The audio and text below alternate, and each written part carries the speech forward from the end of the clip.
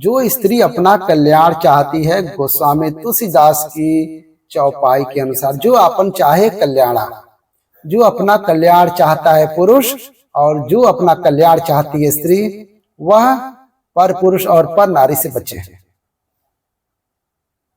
इस संसार में सबसे खतरनाक, सबसे बुरा क्या है? सबसे बुरी चीज क्या है? बुरी वस्तु वह क्या है?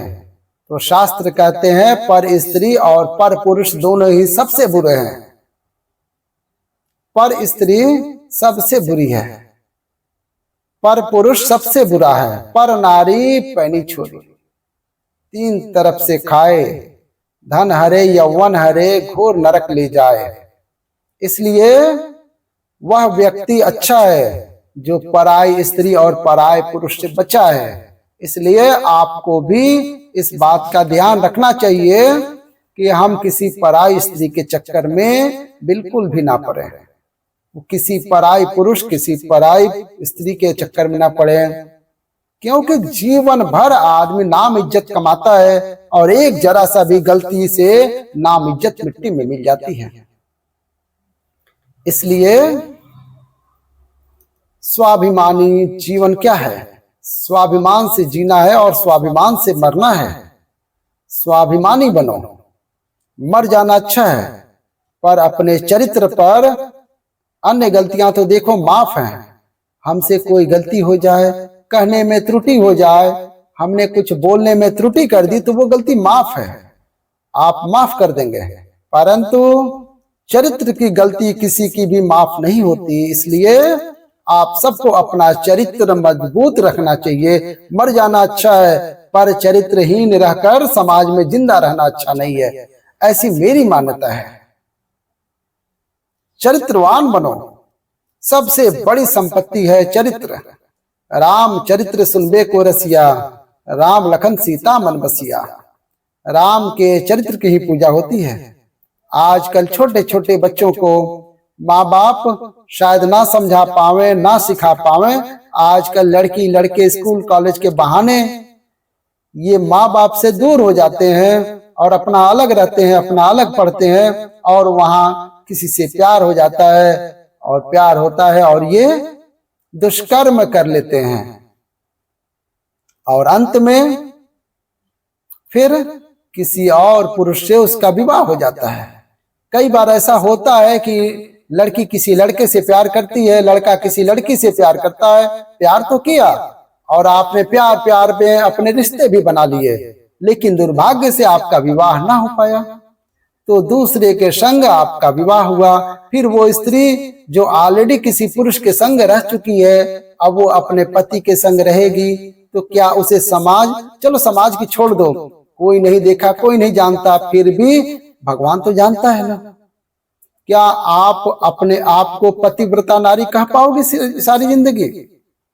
किसी से मत कहो, अपने आप से। मैं अपने आप से झूठ बोल सकता हूँ, लेकिन हर व्यक्ति किसी और से तो झूठ बोल सकता है, लेकिन अपने आप से झूठ कैसे बोलेगा? कोई भी व्यक्ति अपने आप से झूठ कैसे बोलेगा?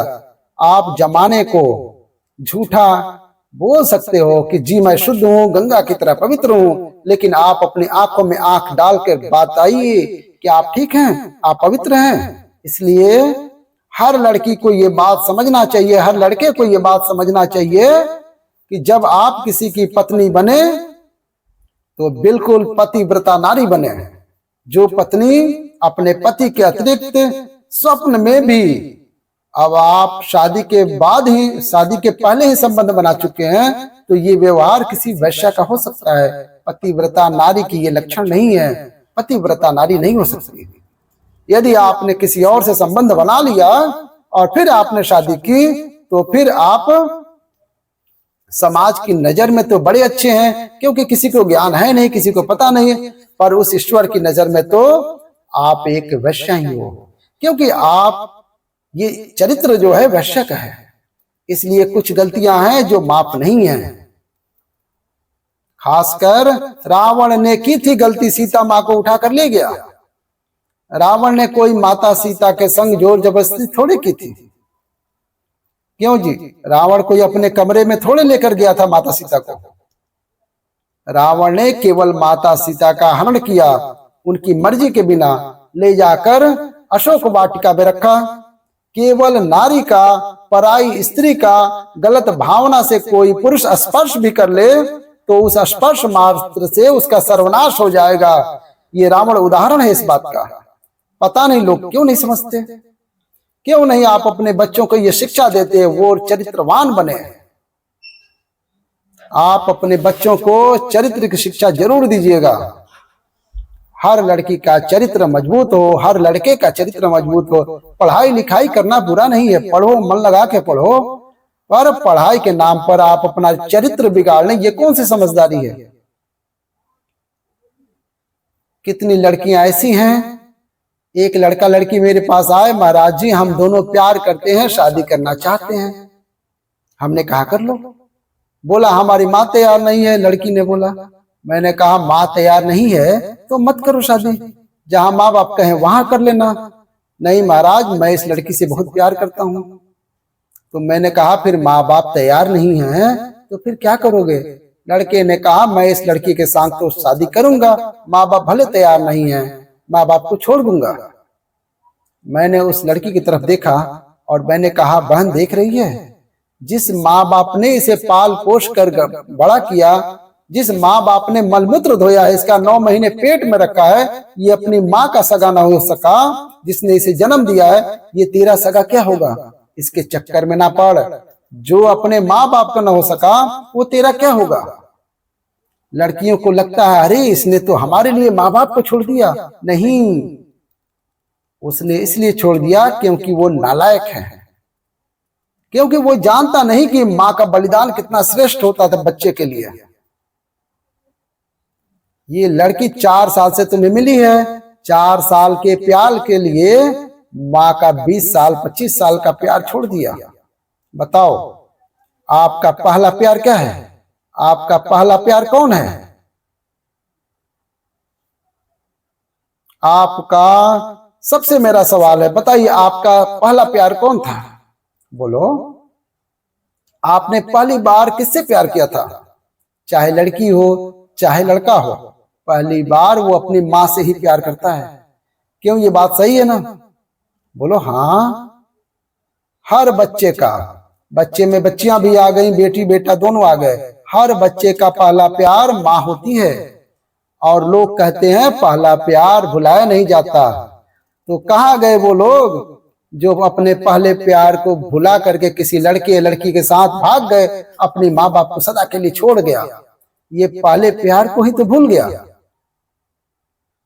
माँ ही पहला प्यार होती है हर बच्चे का, इसलिए अपनी माँ का कभी दिल नहीं दुखाना चाहिए। अपने माँ का सदा आदर करना चाहिए, सम्मान करना चाहिए। जहां माँ बाप कहें कोई लड़का पसंद है आपको, कोई लड़की पसंद है, बता दो। माँ बाप को लगेगा योग्य है तो शादी कराएंगे, आपके योग्य नहीं है, आप बेटा वर्तमान की जानते हो, भविष्य बड़ा होता है। शादी आप तो केवल शादी करना चाहते हो, प्यार करते हैं शादी कर लेंगे, केवल शादी सब कुछ नहीं होता। शादी के बाद आने वाली जो आपकी संतान है वह कैसी हो, समाज कल को आपके बच्चे समाज में जाएंगे, उन्हें क्या सम्मान मिलेगा? अरे इसकी माँ तो भाग करके आई थी, आपके बच्चों को भी ताना सुनना पड़ेगा, तेरी माँ तो भाग करके आई थी, भाग करके तेरी माँ ने शादी की थी, तेरे पापा तो भाग करके शादी किए थे, माँ कोई और है पिता कोई और है। ये तो वर्ण संकरीय है। समाज में सम्मान नहीं मिलता ऐसे लोगों को, इसलिए आप श्रेष्ठ बने। जात समाज से भी श्रेष्ठ हो, कर्म से भी श्रेष्ठ हो, श्रेष्ठ बने सब प्रकार से। किसान खेत में बीज बोता है ना, समझिएगा, किसान खेत में बीज बोता है तो जो फसल स्वयं काटता है वो बीज नहीं बोता है, सोसाइटी से अच्छी क्वालिटी का बीज लाता है किसान और फिर खेतों में बोता है, क्योंकि जितना अच्छा बीज बोएगा उतनी अच्छी फसल आएगी। बस यही है, माँ बाप जितने संस्कारी होंगे उतने अच्छे संस्कार का पुत्र पैदा होगा। माँ बाप वही है, खेत है, एक बीज है, और फिर फसल है संतान। फसल कौन है? फसल कौन है? संतान। अब आप जैसे होंगे फसल वैसी होगी। कई बच्चे बिगड़ जाते हैं। क्यों बिगड़ गए? क्योंकि कहीं ना कहीं गलती माँ बाप की है। बच्चों के बिगड़ने में किसकी? आप लोग तो एक ही गाना गाते हो, महाराज हमारा बेटा सुनता नहीं है। यदि आपका बेटा नहीं सुनता तो आप असफल माँ बाप हो। आपका बेटा आपके कहने पर नहीं चलता सही रास्ते पर तो आप असफल माँ बाप हो। अरे एक मदारी भी बंदर को वश में कर लेता है, बोलो हाँ या ना? एक मदारी भी बंदर को अपने वश में कर लेता है। सर्कस का मालिक शेर को अपने वश में कर लेता है, हाथी को अपने वश में कर लेता है। जब हाथी शेर बंदर को वश में किया जा सकता है तो तुम कैसे माँ बाप हो जो अपने बच्चों को वश में नहीं कर पाए? इसका मतलब आप असफल माँ बाप हो।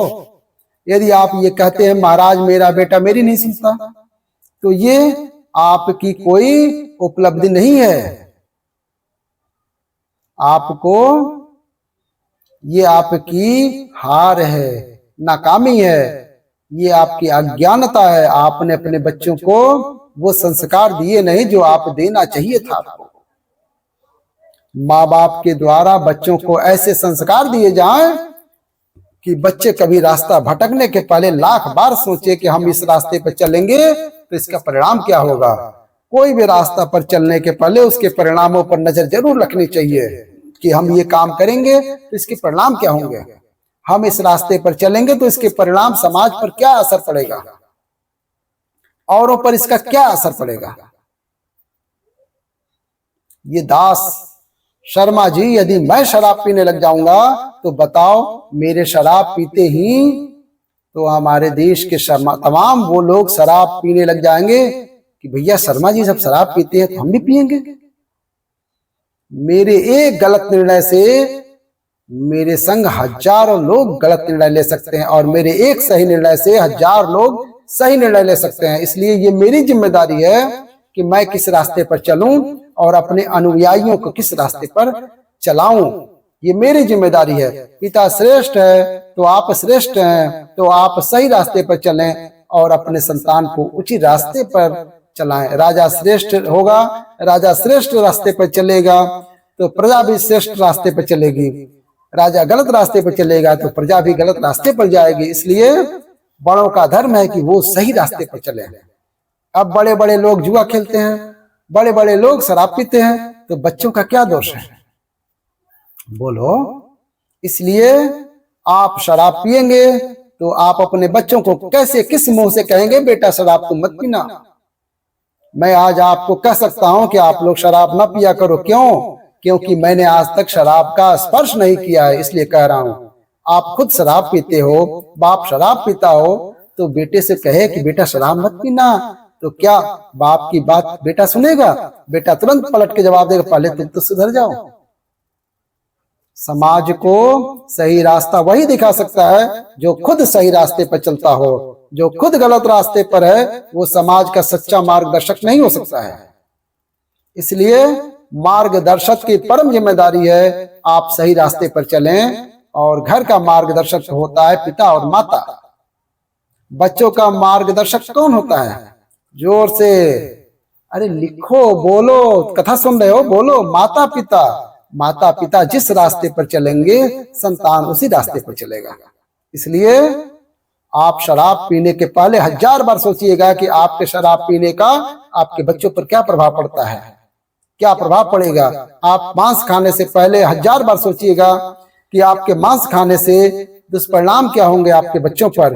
क्या ये मांस खाना, शराब पीना, क्या ये सही है?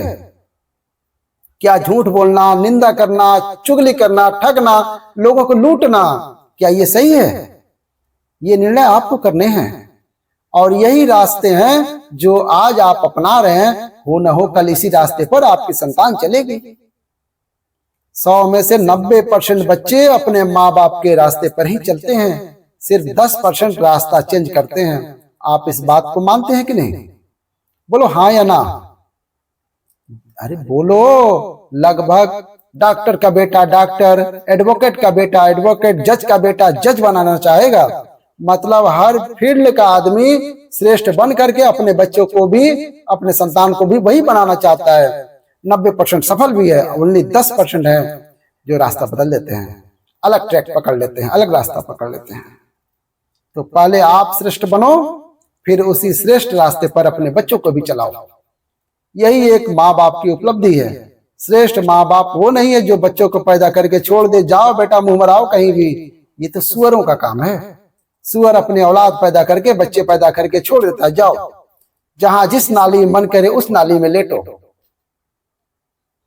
एक पिता का धर्म क्या है?